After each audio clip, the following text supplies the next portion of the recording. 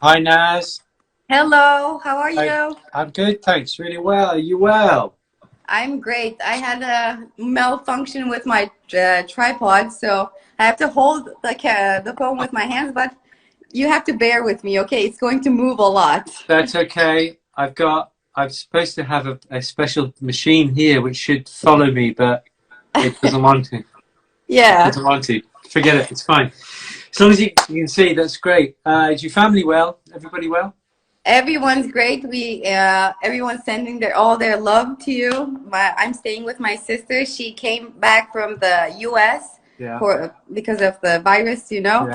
and it's been great. The work is really, really getting higher demand by every day because the word of mouth is amazing. It's it's just like people are telling their friends, and we have to increase our capacity really, really soon. Yeah. It's always the way. I'll tell you what. You will double every 12 to 18 months. Yeah. That's what always happens. Yeah, it's just you need twice the storage capacity. You'll need twice the shop size every 12 to 18 months. That's what Yeah. happens with raw food because it's so popular. Because people can see, they can see with their own eyes. Yeah, they don't believe you. They don't believe me. They don't believe their vet. They don't believe anybody. But when their dog transforms in front of their eyes, it's an Yeah. amazing thing. It's a totally amazing thing. There are no words for it. Yeah, it's good, and it's just people believe their dogs more than they believe other human beings. Basically, that's the bottom Exactly. line.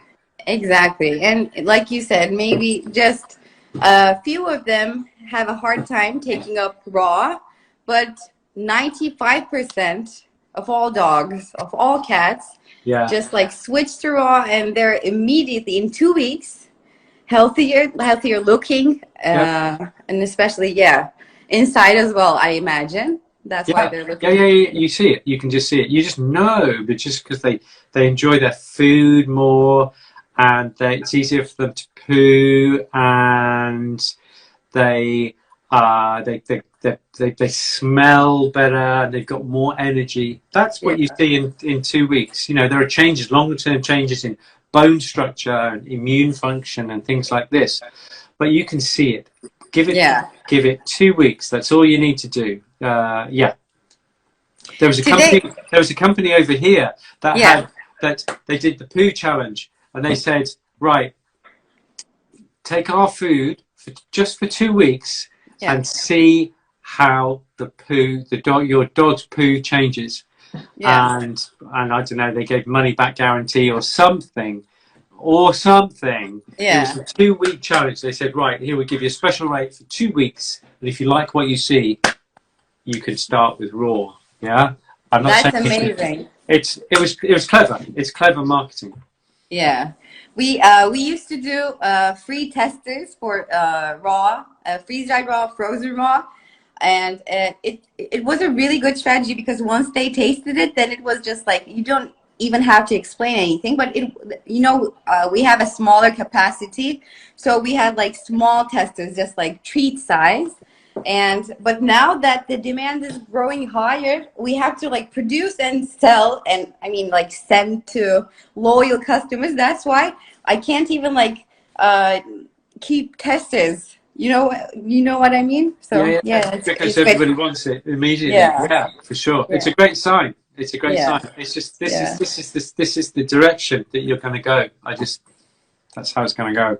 I'm grateful, and I really believe that you have a lot of impact on it too because you're Bless. such a trustworthy source. Wow. And I think people love to connect with you. Sometimes it doesn't seem like we have so many listeners, but I always like hear from people that sometimes they're like they don't join because of the English, but then they always watch the videos with the subtitles. So Okay. I'm going to try harder to translate all of it this Bless you. time. Thank you. Yeah, Thank you very much indeed. yeah. Thank So you. what do you want? It's wonderful to connect with Turkey. We've had a couple of holidays in Turkey, and we were just so impressed with the Turkish people, their friendliness, and their just their interest and their willingness. And when I speak to Turkish people, because a lot of people contact me on Instagram, they're so enthusiastic about raw. It's great. So it's wonderful to have a connection with Turkey. I'm very grateful and very proud to have this connection. Thank you. Exactly. Same here. Where do you want to start today? I'm going to leave it to you. Anywhere you like. Anywhere. What interesting questions have you or cases have you seen recently? Just let me think about it. But when I'm thinking about it, I don't want to keep people waiting. So we talked about like just a few notes on cats, because I know you have a cat.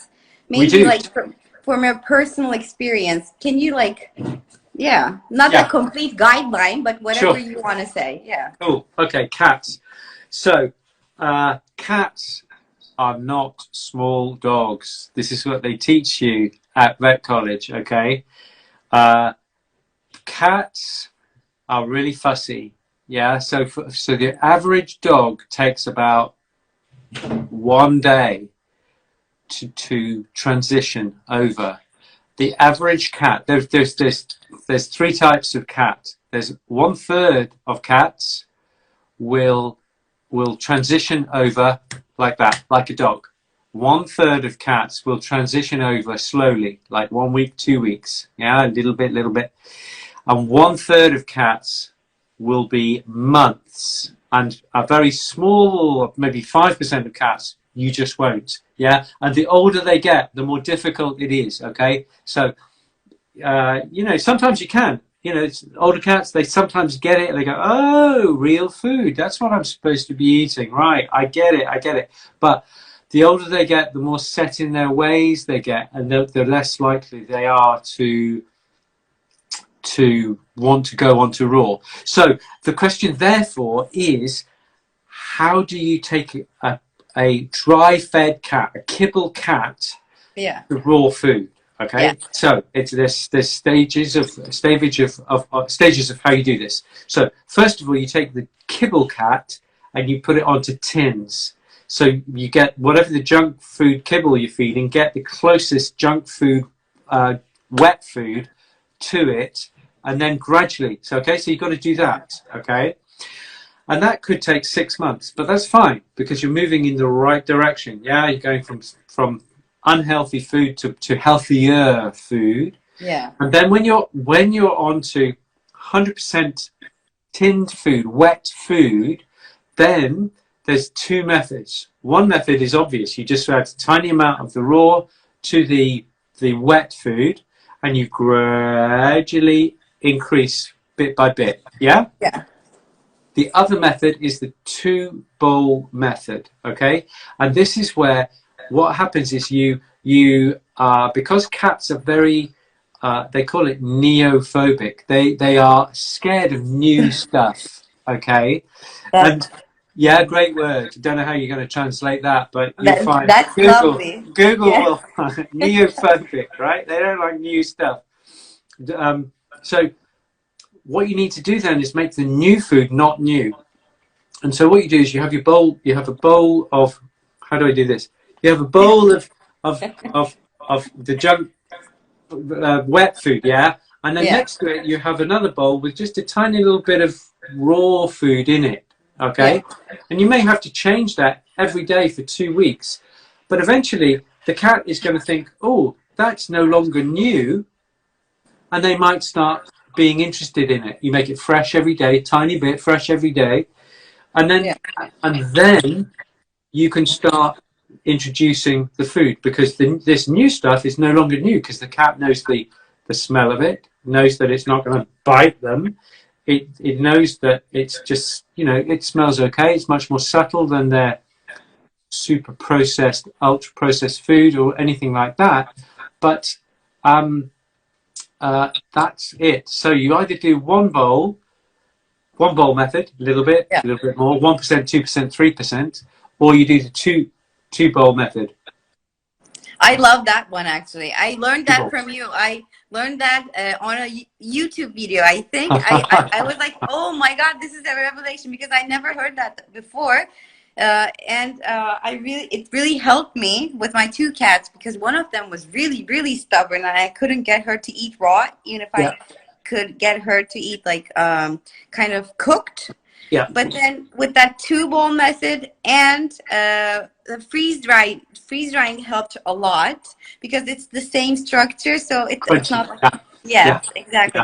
Because she wouldn't transition to wet food, I had to like invent extra. Great. So you went from kibble. That's interesting. So to go from kibble, and I've never really thought about this because I normally go kibble, wet, raw.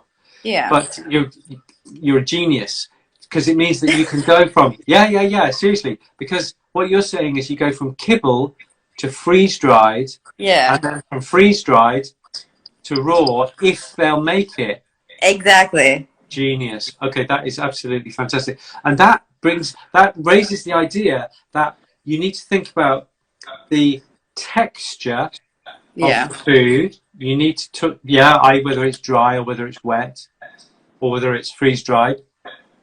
So its texture is important, but also temperature is important. Some cats, if they're used to kibble, which is room temperature, if you give them cold raw from the fridge, they're going to go, I don't like cold food. Yeah. You know how some people don't like ice in their drinks. Yeah. Yeah. Yeah. My mother was one of those. Yeah. She would have a wonderful Sancerre, a beautiful French Sancerre wine, and she would drink it at room temperature. God bless her. Yeah. Yeah. Yes, bless her. She didn't like it wet. She didn't like cold food. So think about the texture. Think about the temperature. Think about the time of day that you feed. Some cats might like to be really, really quiet, and so away from the family at night. That can sometimes work. Cats go hunting at night in the wild, and so maybe they're going to be more hungry. They sleep in the day and they're more active at night, and therefore more hungry during the night. That's something I never thought of and I didn't know about. Yeah. That's how that one works. Because they've got very good night vision. Yeah. Cats. You've got to think. When I'm lecturing, I say you have to think like a poisoner. Yeah. Yeah. You know, poisoner. Yes. Somebody called poison. Yeah. So if you're trying to kill your husband, you have to do it very, very subtly, and you have to just put a tiny bit in and then gradually build up the levels until they're dead. Yeah, that's such a funny analogy. Think like a poisoner when you're trying to induce a cat to eat raw food. You have to be very, very clever, like the Machiavelli, like the Borgias in Florence. You know, when they were all killing each other left, right, and centre with poison. Very, very clever. Yeah. That's what you have to do. Yeah. So we have to make them surrender to raw food without them noticing it. Yes. So it's like children. How do you make children eat spinach? The answer, you're very clever. You'd be very clever about it. Yeah? Yeah. You mix it in.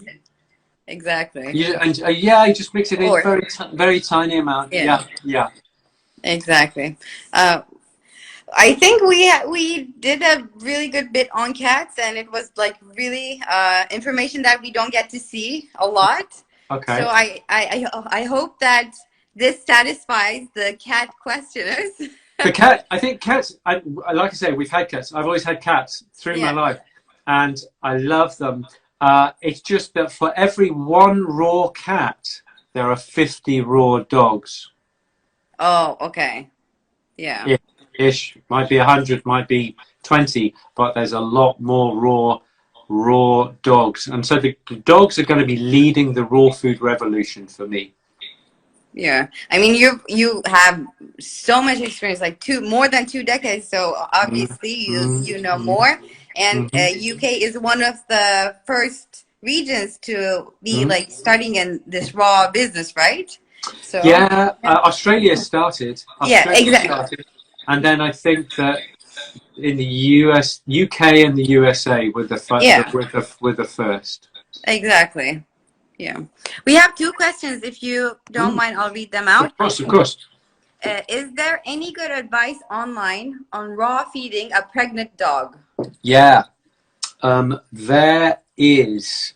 If you read most of the books, there will usually be a section for feeding the raw bitch. Now, if I can find just a few days, I'm going to be doing a video like the basics. I'm going to be doing another hour and a half or so, 10 little lessons on how to feed puppies, how to feed the pregnant bitch, and how to feed puppies. But that's down the line. It doesn't exist at the moment. So what I'm going to be saying there for feeding the pregnant bitch is what you're going to do, and I'm still researching this, but this is a very safe option to do, is as the bitch, as the pups grow inside the bitch, she's going to need more food, okay? So my plan, because I haven't seen much science for this, is that as you increase the food, you increase non-bony food. Okay. Okay. Because then, and by the time, so from the beginning of pregnancy to the end of pregnancy, you probably double the amount of food that she's having. So if you bring in non-bony mince, for example, and you're bringing in liver and kidneys and hide for chewing on and all these things, all the good stuff, and bones and things, and what have you. So you're only increasing meat and organ meat. Okay. So that's the increase. It's meat and organ meat, not bone. So that the bone is down fairly steady, fairly low. So there's not too much bone at the time, because if there's loads and loads and loads of bone, when she gives birth, she may not be able to liberate calcium from her bones to make milk. Okay. Yeah, so there's a tiny little organ here called the parathyroid. Tiny. So the thyroid is like this size, and the parathyroid, is like this on top. Yeah. So this is the thyroid here, like here, and then this is a tiny little thing on the top. So it's a tiny little gland, but it's really important. Without it, like your bones crumble and you get really bad calcium metabolism. So tiny, but very, very important. Okay, so still they're allowed bones. It's not like not at all. No. But minimum amount. Well, this is it. But because you've increased the non-bone, you're diluting the bone. And I think that will be sufficient, because when I've done a survey, some people, they just feed more and more bone and organ and meat. They increase everything.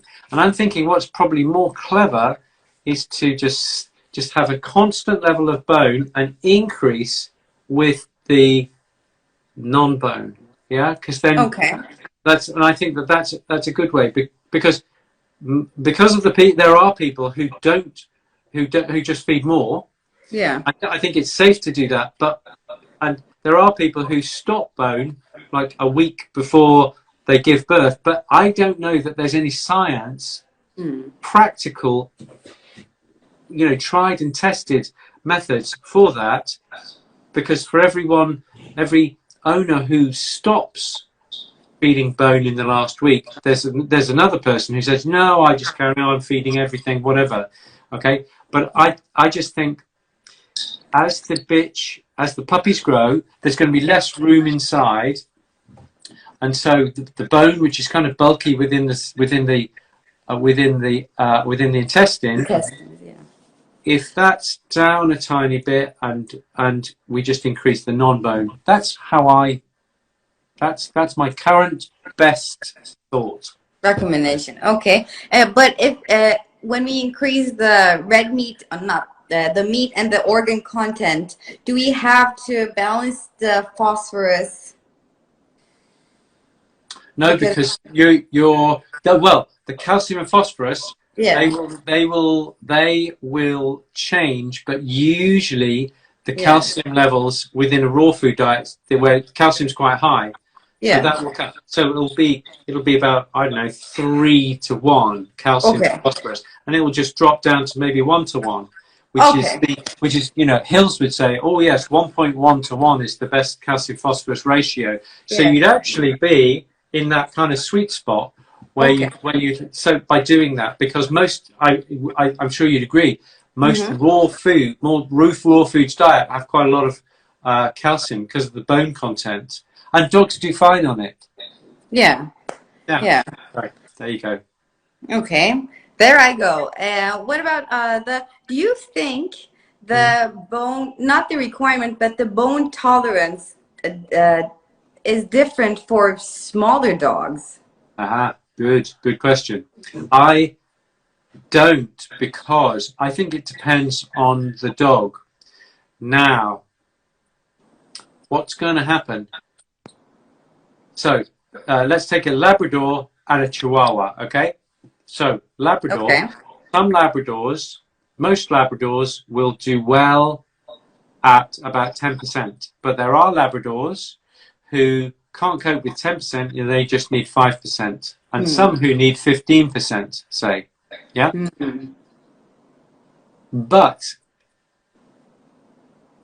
if you think about a Chihuahua, they've got a smaller pancreas, therefore they can produce less enzyme, but they are going to be eating correspondingly less bone. So I haven't got, it's just my gut feel and just kind of talking to people. My feeling is that the Chihuahua will be the same as the Labrador, in that most will be fine at about 10%. Some will be 5% and some will be 15%. And it's just a question of working out what works best for the individual. I think the individual is more important. There's your headline. The individual requirement is more important than the size of the dog. Okay. So we have to observe and adjust.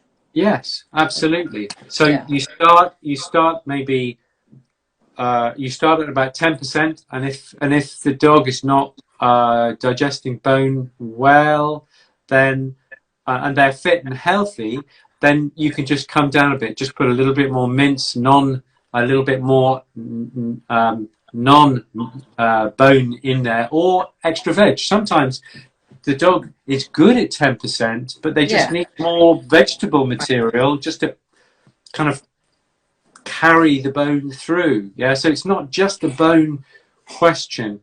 Now, there is one thing that makes me think here is, if your pancreas is not strong and you're not producing lots of good enzyme, then you may not, that might be a reason that you can't cope with 10%.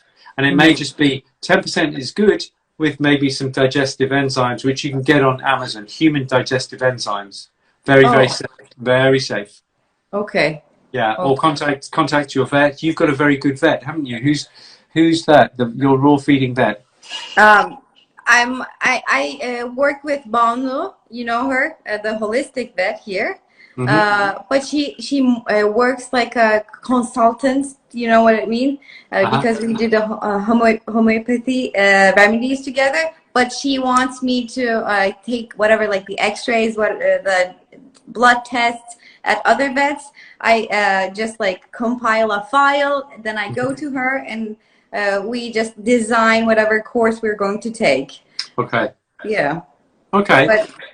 But there are no raw feed, like there are no officially raw feeding vets over here. You know what I mean? I do. But they can talk to you. You know your stuff. Exactly, and it's really, really great. I think you're going to love this. A lot of vets, I don't know them. I have never visited them, and they don't even talk to me. They just refer their patients and say, you know, you should go buy from this brand. Wow, that's good. That's great. Yes. That's what they need, isn't it? Therefore they trust you. That's really good. That's because the vets can be quite suspicious of raw food. Exactly. So that's really good news. I have a question here. Yes. Can puppies be weaned on 80-10-10? Okay, no, I have one from before, and Okay. it's I'll ask that, and then we'll move on.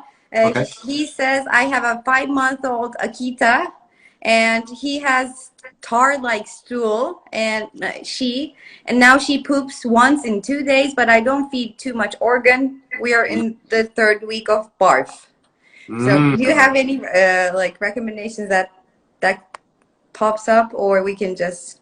Okay, so 5-month-old Akita. Yes. With tarry stools. Yes. Okay. And not too much organ in the food.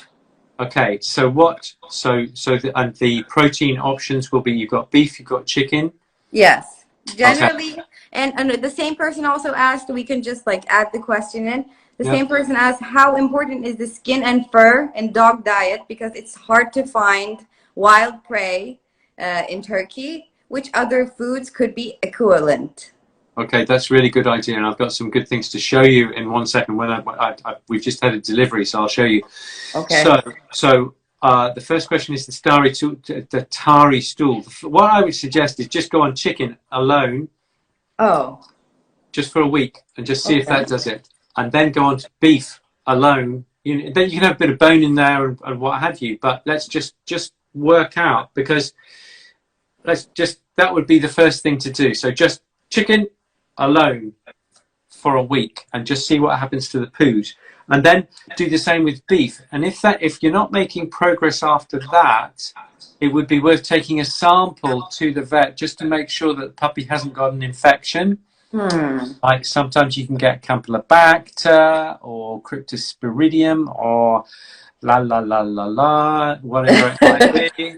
That would be, I think that's probably the wise. If the puppy is bright, then you can do the food trial. If the puppy is not sick, go straight to the vet.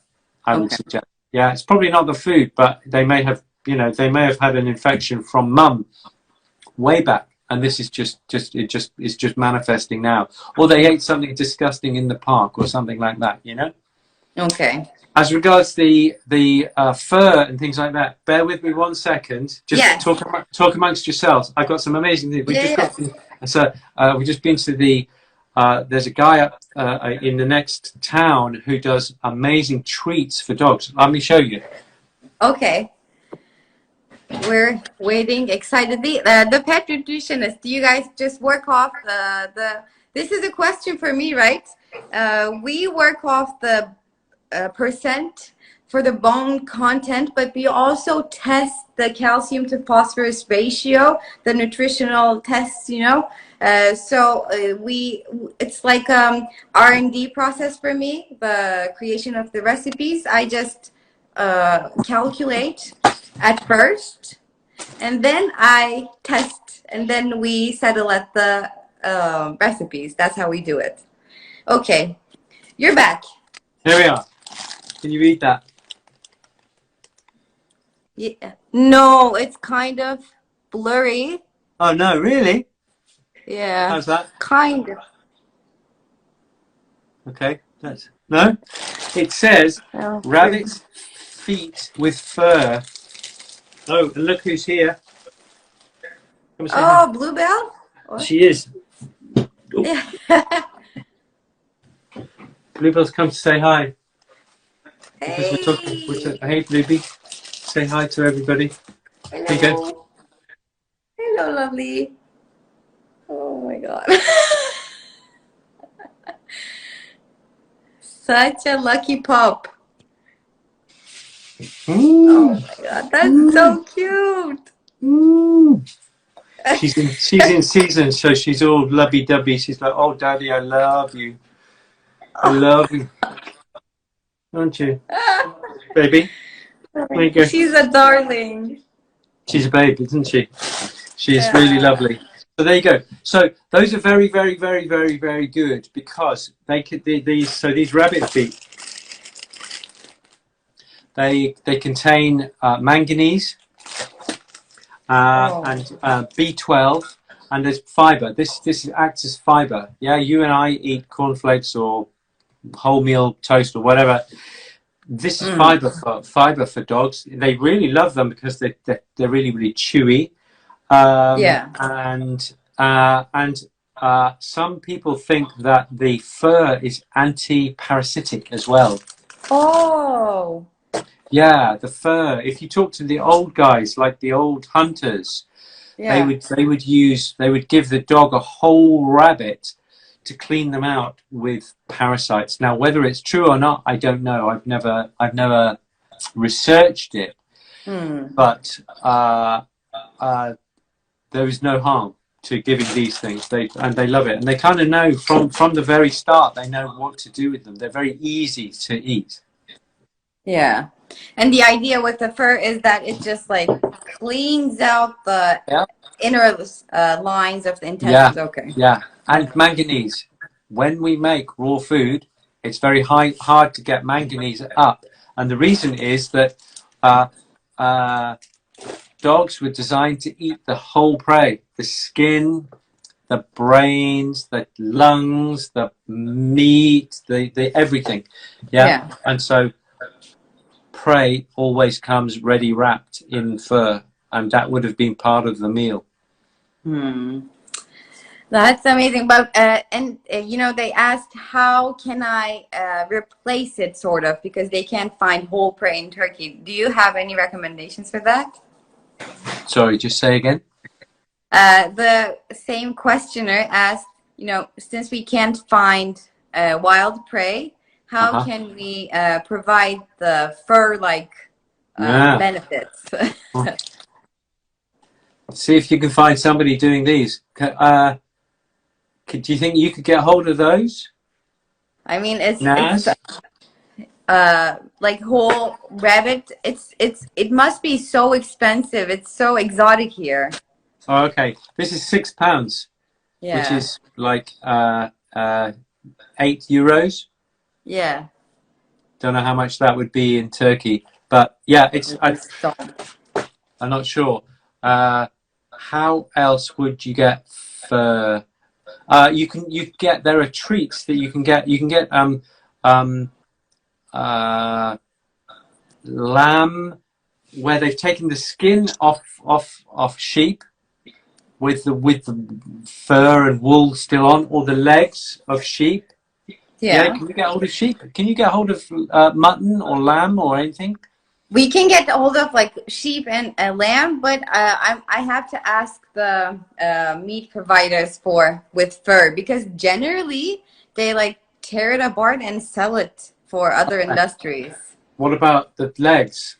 Legs are not really much use. The lamb and sheep legs, what they do over here is they take them and they dry them, and those are amazing chews for dogs. So that would be really worth looking into, because what else are you going to do with sheep's legs? There's no meat on them. Yeah. And ears down. And ears, same. Yeah. All of that stuff. So I definitely look in to see if you can. I would imagine somebody's throwing those things away, or they're giving them to the guy with the glue factory. Exactly. Yeah, that's what people are doing generally. Yeah, but that's a waste, because they can sell them to you for more money. Yeah. And make more profit. You're right. They would sell them for zilch, like, I don't know, €10 a ton or something, because they're virtually worthless. But for dogs, they're wonderful. Amazing. Really. Yeah, totally. Yeah. So that would be good. That's great. I'm going to look into that. This person here is saying, my dog loves lamb's feet here in Turkey. Yeah, I know where. I think I know where you guys get it from. They're like kind of like local shops, really small shops. But I've never seen one with fur on it. If you have seen it, please write a comment on it. I've seen only like stripped out lamb feet. And that's common, because it's like something we make soup out of it in Turkey too. Okay. Good. It's really healthy. Yes, exactly. We can continue with questions if you like, because there are many actually. Sure. Here, someone asked, do you want to answer, can puppies be weaned on 80 to 1010? 80-10-10, they can do, but I don't think 80-10-10 is the best thing to wean them onto. I think that just a kind of quite a low, a puppy paste. Over here, many of the manufacturers do what they call a puppy paste. And it's been triple, quadruple minced, and it's like really, really, really fine. And they will just put they'll put about a 5% bone composition into that. Yeah. And I would say that's a good place to start, something like that. Yeah. Have a look at the puppy minces. Puppy mince. A number of the people, Natural Instinct over here, do a puppy. It's a kind of weaning paste. Yeah, it's not even puppy mince. It's a wean paste. Okay, and it's like. But it's a good place to start. It's a good place to start.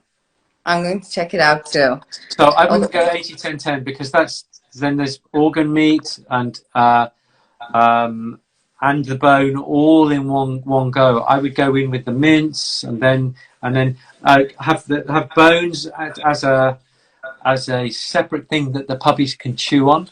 Yeah, kind of nice big-ish bones, something that kind of size would be good. And then gradually start with the organ meat separately because it can be a bit rich. Yeah. Whereas if you put it all in together, that's maybe a little bit of a treble whammy for some dogs. Okay. But some pups, yeah. Yeah, some pups. Okay, here's another question. My 3-year-old whippet intact male has a slightly enlarged prostate. Any supplements or raw meals that could help shrink this? Vet didn't confirm the cause, said possible hormone issue. Yeah, it's because it's called benign prostatic hyperplasia, BPH. And it's the influence of testosterone on the prostate. I would say if it's not causing a problem, I would just get the vet to check it. You see how I did that? Get the vet to check it on a regular basis. Okay, like every 6 months or so. And as long as the dog is peeing and pooing okay, then I don't think that I would be too worried in a 3-year-old because it might just be that he's got a slightly big prostate. And he's going to be the same until he's 15 years old. Okay, if it's growing, then there are herbal products you can use called saw palmetto, which could be used, but I think it's best to talk to a holistic practitioner. Talking to a homeopathic practitioner would be a good idea, but food-wise, you're not really going to influence the prostate as opposed to a kibble-fed dog who's got benign prostatic hyperplasia. If they go onto a raw food diet, because raw food is good for everything and it's anti-inflammatory, you may find that the prostate is more healthy and less enlarged in the raw fed dog because the inflammatory effect of kibble has gone. Okay, so if they haven't switched to raw yet, that's your recommendation. But other than that, just regular checking. Yeah. Exactly. Okay, and another question. The pet nutritionist asks, any special supplements for a dog in heat, either before or during? Not really. It's a natural process. It's not a disease. It's a natural. It's part of the cycle. Yeah.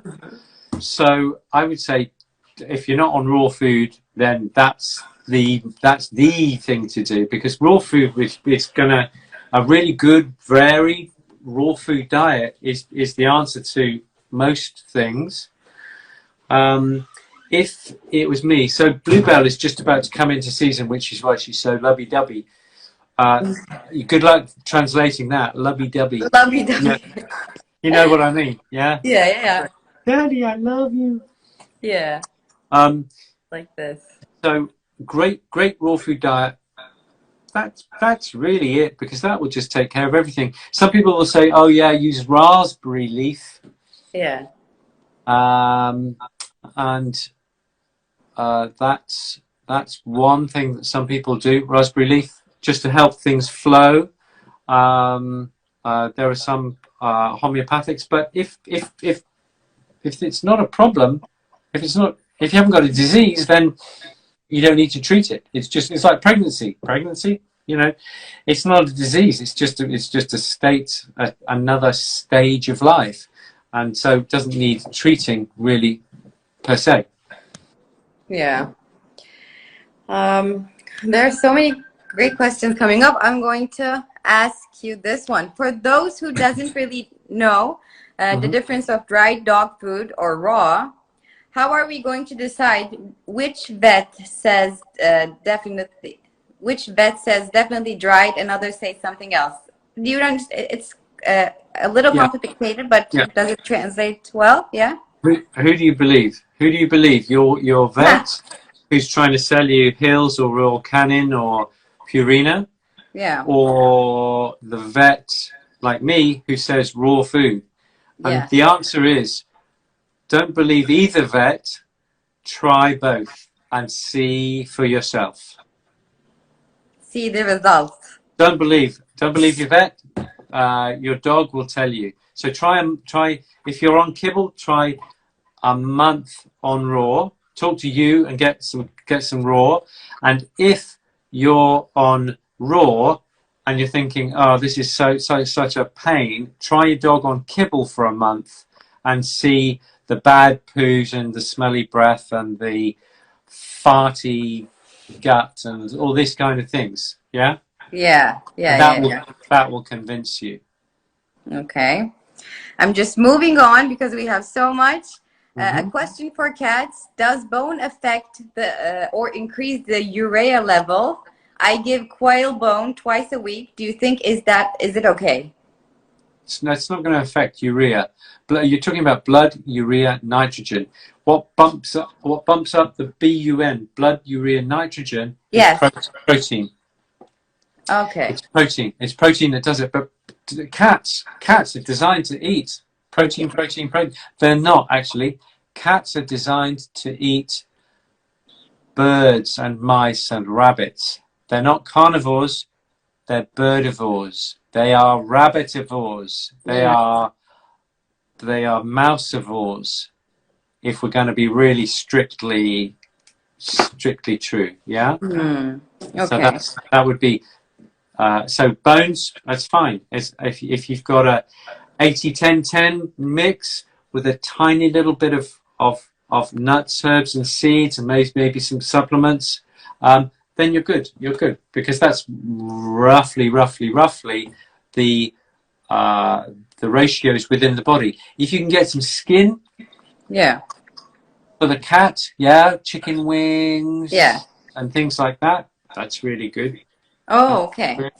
Really good. Chicken wings don't have any hair though, so that's a shame. So again, if you can get something with fur on, I'm going to look into it. Like even get mice. You know, some specialist shops sell mice. You feed whole mice to the cats. It's really disgusting, but you know. I know. If you want a healthy cat, then that's what you have to do. Yeah, step by step, we're going to get there. Yeah. And someone asks, my dog is turning 10. What dietary adjustments should I make for a senior dog? None. When, ask that person how they change their diet when they get old. So the first thing is, at what age do you get old? Crazy. Yeah. Yeah. Some people get old at 21. Some people get old when they're 95. Yeah. Some people get old. Most people get old when they're 70. Do they change their diet? Not really. They will have preferences, and they will just a little bit less calories, maybe. from a human perspective, maybe a bit more fiber. It will just depend on the individual, but don't believe that this business about adult food and senior food. I just don't buy that at all. Okay. So you wouldn't recommend like increasing the veggie content or decreasing the meat content, or it's just like unique to every dog?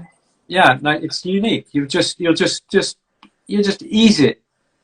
Yeah, just as you do with your own diet. Yeah, you don't eat so many burgers these days. You don't eat so much pizza these days as you did when you were a teenager. You know, your diet changes as you mature. Exactly. Okay, I have a question here. I really like this question. My dog is 1.5 years old, suffering from high liver enzyme and urea levels. How can I adjust the protein level in raw diet? We talked about it just a minute ago, but this explains it more. Okay, so this is how old? 1.5 years old? 1.5 years old. Okay, so you have to work out why the enzymes are high in the first place. So I guess because they know the enzymes are high, they've been to the vet and had a blood test, okay? Yeah. Yeah. You've got to make sure the dog doesn't have a shunt, yeah, which is have a Google on a liver shunt, okay? Because that could cause exactly what you're describing. What has caused the liver to be inflamed? So let's assume we've done all the tests and the dog is fine.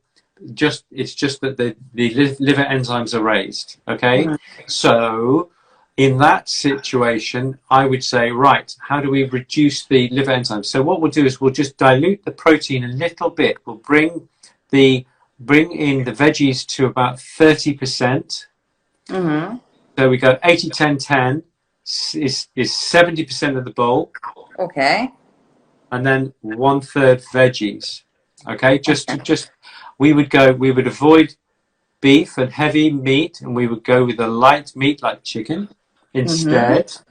Okay. And we would talk to the vet about milk thistle products, or there is a product, the vet product called Denamarin, Denamarin, Denamarin.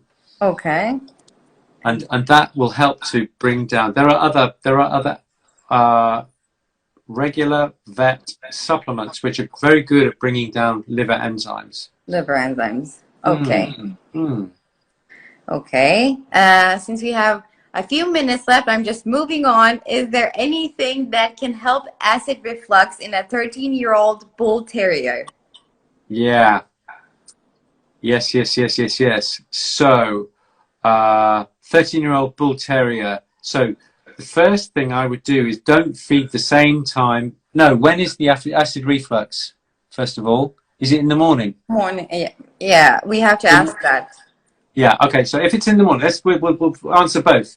Okay. So if it's in the morning, you make sure that they have a significant meal before they go to bed, so that their stomach has got something to do overnight. There is a phenomenon known as bilious vomiting syndrome. Bilious vomiting syndrome, okay? And the treatment is you give the stomach something to do overnight. And that stops the yellow pukes first thing in the morning, okay? So that's the first thing. The second thing is if the dog is having reflux because they're getting hungry and they're like really expectant for their food, yeah? What you do is you don't feed at the same time every day. You gradually, over 6 months, you get them out of the habit of eating at the same time every day. Because if you feed your dog at 5 o'clock every day, yeah, that means that from 2 o'clock, I'm looking at the clock here from you, so we've got 5 o'clock there, yeah? So from 2 o'clock, at 2 o'clock, they start thinking about dinner. At 3 o'clock, they start getting excited about dinner. At 4 o'clock, they start getting and when brain gets excited about food, stomach gets excited about food, yeah, so it starts churning and producing acid, and that can give you the bleh. So if it's for food. Some people call it a hunger puke, but I think it's more of an expectation of food puke. Conditioning. Okay. So try changing it. So you feed anytime after midday. Actually, the same person just added after meal times. So acid reflux after meal times. Okay, so it may be some reaction to the food. So go on to just beef, no chicken for 2 weeks, and then go on to chicken, no beef for 2 weeks. Yeah. And because it may just be that they can't get on with it so well. It is possible that perhaps they're not digesting the fat within the food so well. So pancreatic digestive enzymes can be useful there. The other thing that I sometimes look at, when you go to the vet with these situations, they'll give you omeprazole. Yeah, omeprazole. If you just Google it, yeah, omeprazole. It's spelled as it sounds, omeprazole. Okay. Instead of that, I will give a thing called mastic gum, mastic gum, mastic gum, and it just settles the stomach.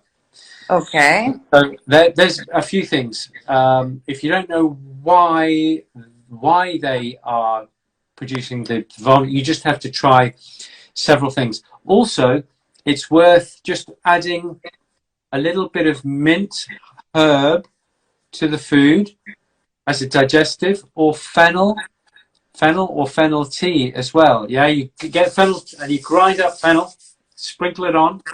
It's very good for digestive. Yeah, it is. So delicious. Totally. Yeah. Okay, we have 4 minutes left, and we have just one. I'm going to take just one last question. It's about cats, so we can wrap the whole thing up. She asks, is it harmful to start feeding your cat species like British, Scottish with raw meat when they are used to be fed with regular dry pet food? Is there any risk associated with it? She asks. Okay.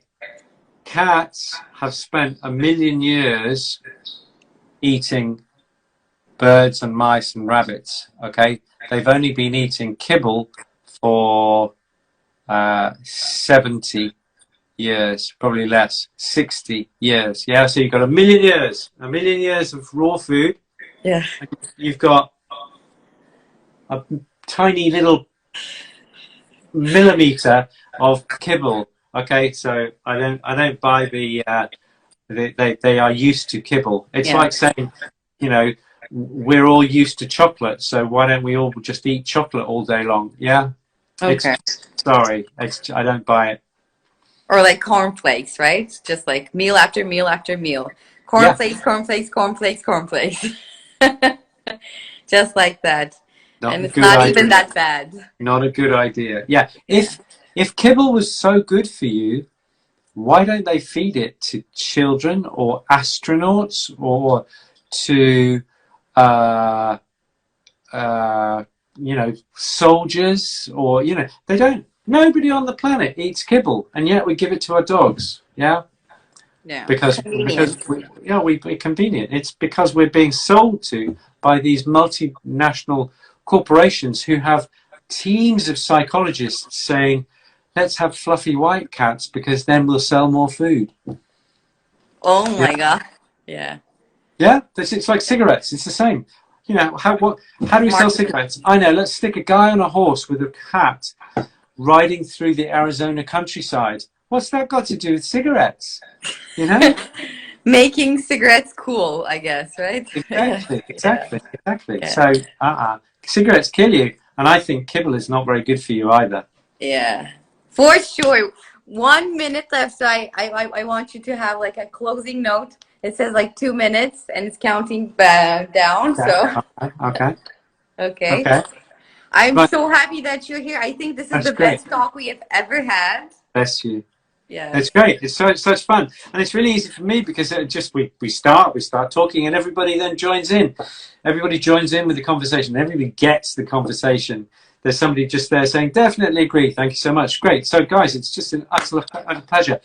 I've just done, if you like my mindset, my approach to raw, I've just done a video. It's on Vimeo, and it's called Raw Feeding the Basics. So you just go onto Vimeo and Raw Feeding the Basics, and you'll get an hour and a half of 10-minute lessons on the basics of raw. Even if you have been feeding raw for a little bit, I think that there'll be lots of really useful nuggets of information for you. Please, everyone, go and watch it. I'm going to link it up in our stories. I do it regularly. It's really valuable. Give your 1 hour, and then you'll be able to make food at your own house. Right? Yep. Simple. At least you'll understand it. So you'll be able to have a conversation with you to say, aha, now I understand why you're doing this and this and this. So this is good. This is really good. Yeah. It's all about education, guys. Every day is a school day. Every day is a school day for the benefit of our beloved ones. Yes, they are family, as you say. And we're so lucky to have you in the raw feeding community. You're a treasure, Nick. Bless you. Naz, it's fantastic. You're doing some fantastic work there in Turkey. I can't wait to come and see you. Please, I guess it's going to only be next year because of COVID. But, you know,